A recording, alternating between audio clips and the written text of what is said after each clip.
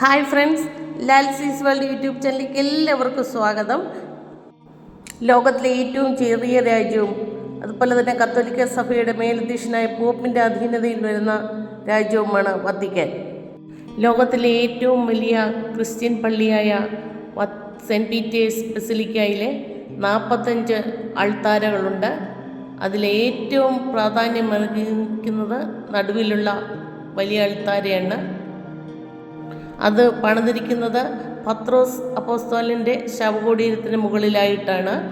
ഞങ്ങളത് കാണാൻ പോവുകയാണ്. അകത്തൂടെ സ്റ്റെപ്പുണ്ട്, അതിൽ വഴി ഞങ്ങൾക്ക് ഇറങ്ങിപ്പോകാമായിരുന്നു. പുറത്തെ കാഴ്ചകളൂടെ കണ്ടിട്ട് പോകാമെന്ന് വിചാരിച്ചാണ്. കയറി ചെല്ലുന്നത് തന്നെ പത്രോസ് അപ്പോസ്തലൻ്റെ ഒരു പ്രതിമ വെച്ചിട്ടുണ്ട്. ഭൂമിക്കടിയിലായിട്ടാണ് കല്ലറ കാണപ്പെടുന്നത്. പത്രോസ് റോമിൽ രക്തസാക്ഷിയായി ക്രൂശിക്കപ്പെട്ടു. അദ്ദേഹത്തെ ഇവിടെയാണ് അടക്കിയിരിക്കുന്നത്. കൂടാതെ ചരിത്രപരമായി വളരെ പ്രധാനപ്പെട്ട മറ്റ് കല്ലറകളും ശവകുടീരങ്ങളും ഇവിടെയുണ്ട്. പഴയ കൽ രൂപങ്ങളൊക്കെ നമുക്കിവിടെ കാണാവുന്നതാണ്. സെൻറ്റ് പീറ്റേഴ്സ് ബസിലിക്കയുടെ അടിത്തട്ടിലാണ് വത്തിക്കാൻ ഗ്രോട്ടോസ് ഉള്ളത്. 90-ലധികം പോപ്പന്മാരുടെ ശവകുടീരങ്ങൾ ഇവിടെയുണ്ട്. പപ്പ Pius 11 Pius 12 ജോൺ 23 ഇവരുടെയൊക്കെ കല്ലറ ഗൃഹാടിസ്ഥാന ശവകുടീരങ്ങളിലുണ്ട്. ജനങ്ങൾ പ്രാർത്ഥനയ്ക്കായി ഇവിടെ എത്താറുമുണ്ട്. ക്വീൻ ക്രിസ്റ്റീന ഓഫ് സ്വീഡൻ്റെ പ്രശസ്ത രാജ്ഞി കാതോലിക്ക സഭയിൽ ചേർന്ന് ഇവിടെ ജീവിച്ചിരുന്നു. അവരുടെ ശവകുടീരം ഇവിടെ കാണാവുന്നതാണ്. ഇംഗ്ലണ്ടിലെ രാജാവ് ജെയിംസ് രണ്ടാമൻ്റെ മകൻ ഇവിടെ റോമിലാണ് ജീവിതവും മരണവും സംഭവിച്ചത്. അദ്ദേഹത്തിൻ്റെ ശവകുടീരം വത്തിക്കാൻ ഗ്രോട്ടോസ് കാണാം. ഓരോ സ്ഥലത്തും ഉള്ളറയിലേക്ക് ധാരാളം ശവക്കല്ലറകൾ നമുക്ക് കാണാവുന്നതാണ്. വിശുദ്ധന്മാരുടെയും പോപ്പന്മാരുടെയും ഒക്കെ കല്ലറകൾ ഇവിടുണ്ട്. പല സ്ഥലങ്ങളിലേക്കും നമുക്ക് പ്രവേശനം അനുവദിച്ചിട്ടില്ല. അവിടെ സെക്യൂരിറ്റി നിൽപ്പുണ്ട്. നല്ല അടുക്കും ചിട്ടയോടും വൃത്തിയായിട്ടും ഭംഗിയായിട്ടുമാണ് ഈ സ്ഥലം സൂക്ഷിച്ചിരിക്കുന്നത്. പത്രോസിൻ്റെ കല്ലറയ്ക്കൽ എത്തിയിട്ടുണ്ട്. ആരാധന നടക്കുകയാണ്.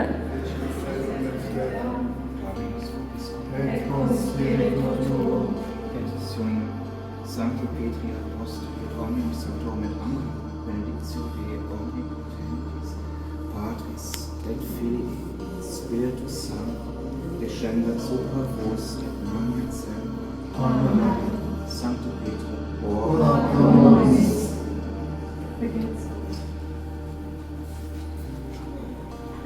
ഇവിടെ ഗ്ലാസ് ഇട്ട് മറച്ചിരിക്കുകയാണ് കല്ലറയുടെ മുന്നിൽ. ഞങ്ങളവിടെ നിന്ന് ഫോട്ടോകളൊക്കെ എടുത്തു.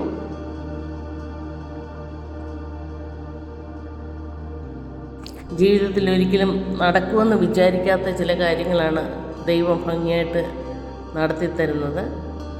ഇവിടെ വന്ന് കാണുക എന്ന് പറയുന്നത് അസാധ്യമാണെന്ന് വിചാരിച്ചിരുന്നു. ഇവിടുന്ന് മുകളിലേക്ക് കയറാൻ സ്റ്റെപ്പുണ്ട്.